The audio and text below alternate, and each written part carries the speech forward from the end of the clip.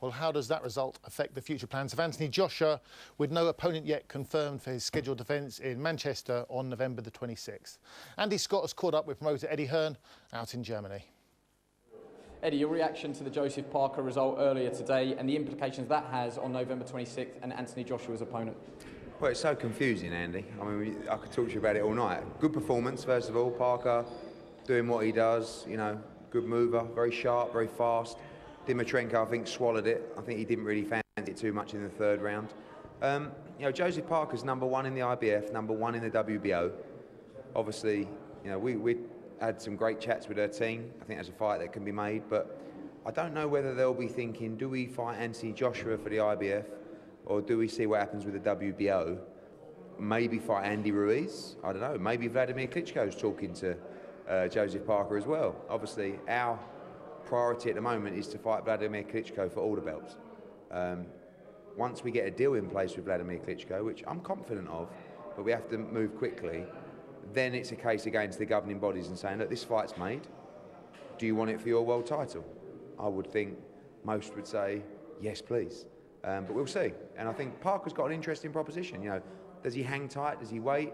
Does he take the fight against Joshua if we don't fight Klitschko? So there's so many different connotations, as always in boxing. But certainly, Joseph Parker's in a great position. You know, #1 in 2 governing bodies right now. You had to come out on social networking and release your own video to say about the Klitschko situation. Can you update us with that? And percentage-wise, how close to that fight are we to being made? Well, I did that because just everybody's asking. You know, you're getting stopped in the street. It's not true, is it? AJ v Klitschko.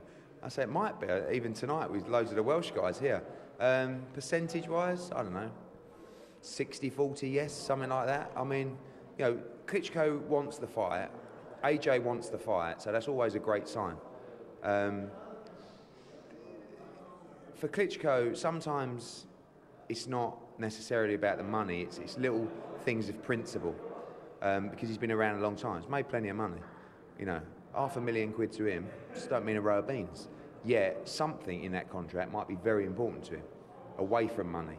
So just going through all that process at the moment, I think I'm confident. I think it's the fight to make, I really do. And boxing's all about timing. You know, it was the same thing with Charles Martin. You know, that fight come up, it was before our time, you know, in terms of fighting for a world title. Now we're in the same position. Klitschko fight before Anthony Joshua's time. Now this is the kind of fight we expected next summer. It's 1 or 2 fights before the plan, but it's here and it's available. And you know, I always say to AJ, look, you tell me, if you can beat Klitschko, then we've got to take the fight. He says, make the fight. He's so relaxed, he'll fight anyone. Obviously the team around him and myself, there to make sure it's the right deal, the right opportunity. It's a huge fight, you know. It's going to be the biggest fight, I think, in British boxing history. You've heard me say that a lot over the last 2 or 3 years, but this one definitely is. And I'm excited about the fight. I'm nervous about the fight because the golfing experience is so wide. But, you know, it's that classic crossroad fights, isn't it? You know, the hottest thing in world boxing, the hottest young fighter in world boxing, against really a living legend of the heavyweight division. So as a promoter and as a fan, I want to get it over the line. And if that's the case, you can bet yourself I'm going to do everything I can to make this happen. And moving forward to tonight's fight, are you confident you're going to add another world champion to your stable with Nathan Cleverly? Yeah, I am. I think it's I think it's great timing. You know you've got to come here to Germany and really win the rounds convincingly. And that's important. He's got to start fast. He's got to maintain his work rate. Bramer hasn't been pushed lately. You know, gut-necked, average opponent. Connie Conrad, average opponent. Now he's in with a former world champion. Someone's going to make him work. You may find that gives Bramer the chance to go to new levels that he's had, but he hasn't had to show. But there's something about Nathan Cleverly in this fight. This is, for me, the same kind of attitude someone like a Darren Barker had against Gill, where you're basically saying, this is it for me. If I don't win this world title tonight, I'm done. So I'm going to channel everything I've got into this moment, and I think he's got a wonderful chance, and I believe he's going to win the fight, even late stoppage or by points victory. Thanks very much. Well, Darren enjoyed that name check there from Eddie Hearn.